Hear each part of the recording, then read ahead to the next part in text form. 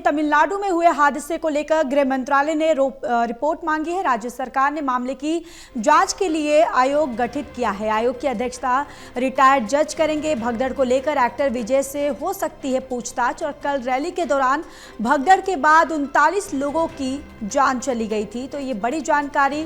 अब इस पूरे भगदड़ के मामले में जांच पड़ताल में पुलिस लगी हुई है और इसके साथ ही आज एक्टर से भी पूछताछ की जा सकती है। जहां तमिलनाडु में हुए हादसे को लेकर गृह मंत्रालय ने रिपोर्ट मांगी। राज्य सरकार ने मामले की जांच के लिए आयोग गठित किया और इसके साथ ही आयोग की अध्यक्षता रिटायर्ड जज करेंगे। भगदड़ को लेकर एक्टर विजय से भी आज पूछताछ की जा सकती है।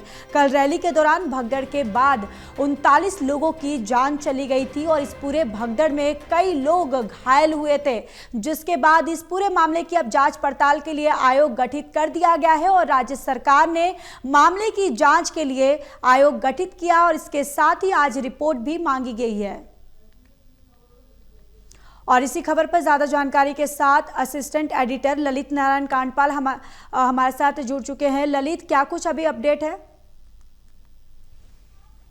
देखिए, इसमें लेटेस्ट डेवलपमेंट ये है कि आज जो है जो तमिलनाडु की पुलिस है वो एक्टर विजय से पूछताछ कर सकती है।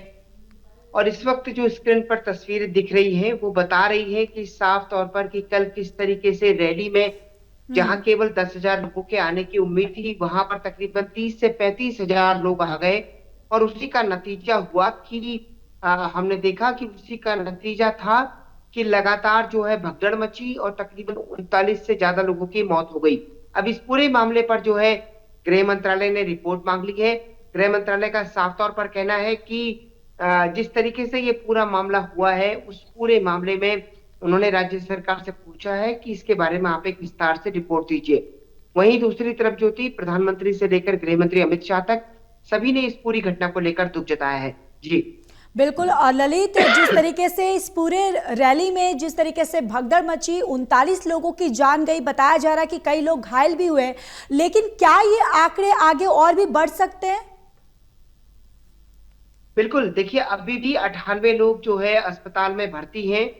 कल जो है स्टालिन ने, जो कि वहां के मुख्यमंत्री हैं, उन्होंने घटना के बाद जाकर अस्पताल में जो घायल और मृतक जो घायल हैं और मृतकों के परिवार वाले हैं उन लोगों से मुलाकात की थी। उनका साफ तौर पर कहना था कि जो मृतक हैं उनके परिवार वालों को 10 लाख रुपए का मुआवजा दिया जाएगा, साथ ही घायलों को भी इस पूरे मामले में मुआवजा मिलेगा। लेकिन सबसे बड़ी बात है ज्योति की, जिसने अपने परिजन को इसमें खोया है उसके लिए 10 लाख रुपए कोई बड़ी बात नहीं है। एक तरीके से ये सांत्वना राशि है। लेकिन सवाल सबसे बड़ा यह है कि ये घटना क्यों घटी। पुलिस को इसकी जानकारी दी गई थी, लेकिन जिस तरीके से भीड़ का आंकड़ा बढ़ा वो अपने आप में सवाल पैदा करता है। हालांकि स्टालिन ने साफ तौर पर यह भी कहा है कि भविष्य में ऐसी घटना ना हो, इसको लेकर जो है पॉलिसी बनाई जाएगी, इसको लेकर बातचीत की जाएगी और एक नीति निर्धारित की जाएगी। बिल्कुल। और देखिए, अगर इस तरीके की जो रैली होती है ललित, कहीं ना कहीं जो वहाँ पर उपस्थित जो भीड़ रहती है, कहीं ना कहीं वो अक्सर ऐसा होता है कि वो बढ़ती है। तो क्या इसको लेकर पुलिस प्रशासन की तरफ से तैयारियां नहीं की गई थी? क्योंकि इससे पहले भी हमने देखा जिस तरीके से बेंगलोर की टीम जीती थी और जो रैली हुआ था, जिस तरीके से जश्न मनाया गया था, उस वक्त भी वैसे ही भगदड़ हुआ था। बिल्कुल, आपने सही कहा कि इससे पहले हमने देखा कि बेंगलुरु में भी किस तरीके से घटनाक्रम हुआ था और आज तमिलनाडु में एक बार फिर से वो घटनाक्रम हो गया। सवाल सबसे बड़ा ये है कि जब पुलिस को क्या इनपुट नहीं मिल पाया कि रैली में और ज्यादा लोग आने वाले हैं। जब पुलिस के पास ये इंफॉर्मेशन थी कि 10,000 लोग आएंगे, तो इसके बाद क्या पुलिस को ये इंतजाम नहीं करना चाहिए था कि अगर संख्या 10,000 से बढ़ी तो उसके बाद क्या होगा। जिस जगह पर ये कार्यक्रम हो रहा है क्या वो जगह पर्याप्त है? एक्टर विजय वहां के एक मशहूर नेता हैं और वो सेलिब्रिटी भी रहे हैं।